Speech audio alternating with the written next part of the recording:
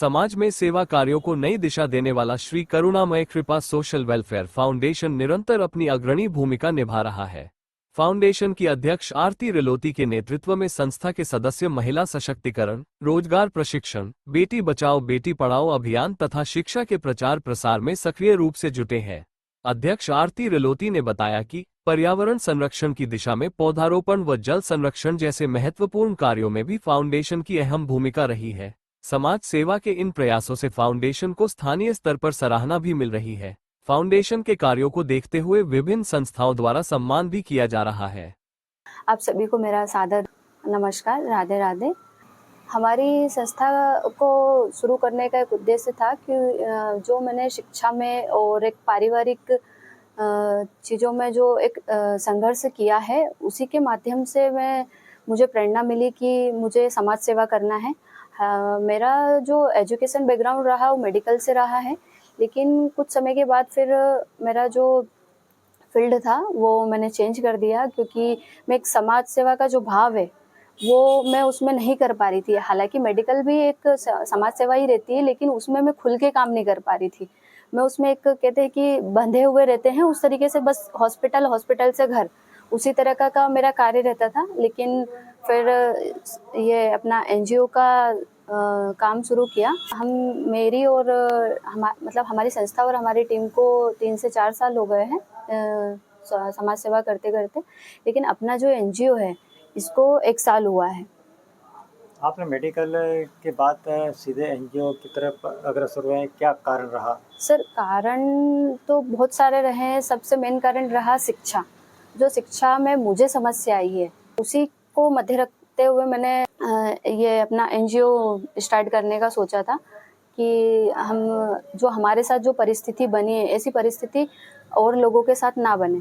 हमारी जो संस्था है वो सभी के लिए कार्य कर रही है, शिक्षा के लिए भी कर रही है और महिला सशक्तिकरण के लिए भी कार्य कर रही है और बुजुर्गों के लिए भी कार्य कर रही है। शिक्षा के लिए किस प्रकार के कार्य हो रहे हैं? बेटी बचाओ बेटी पढ़ाओ अभियान को बढ़ावा देना और शिक्षा का प्रचार प्रसार करना।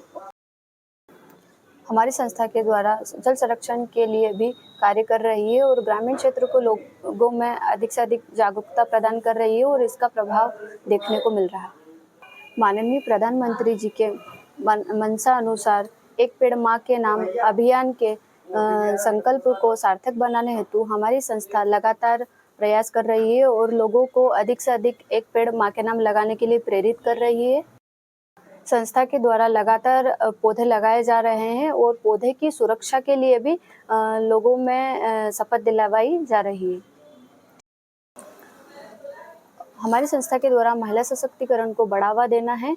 जो बिजनेस वुमेन होती है, जो बड़े लेवल पे कार्य कर रही है, उन महिलाओं को तो सभी लोग जानते हैं। उनके जो संघर्ष को टीवी पे दिखाया जाता है और न्यूज़ के पेपर के माध्यम से दिखाया जाता है, लेकिन जो एक रोड साइड महिला है और जो कंपनियों में काम कर रही है वो भी एक संघर्ष कर रही है, लेकिन उनकी जो एक जर्नी होती है उन्हें कोई भी नहीं बताता है। तो हमने एक प्रयास ये किया था छोटा सा कि ऐसी महिलाओं को हम ढूंढ के निकालेंगे जो बहुत संघर्ष कर रही है और अपने परिवार का पालन पोषण कर रही है। तो हमने एक छोटा सा प्रोग्राम भी किया था महिला दिवस पर और ऐसी महिलाओं को हमने सम्मानित किया था। जी सर, जो भी शासन की योजनाएं आती है उसके लिए हमारी संस्था प्रचार प्रसार करती है।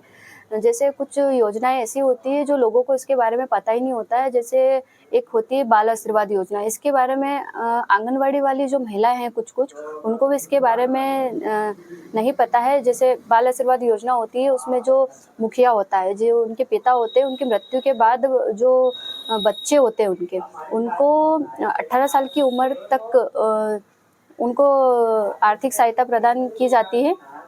लेकिन लोगों को इसके बारे में जागरूकता नहीं होने के कारण इस योजना का लाभ नहीं ले पाते हैं। तो हमारी संस्था के द्वारा ऐसे लोगों को अधिक से अधिक लाभ दिलवाना है।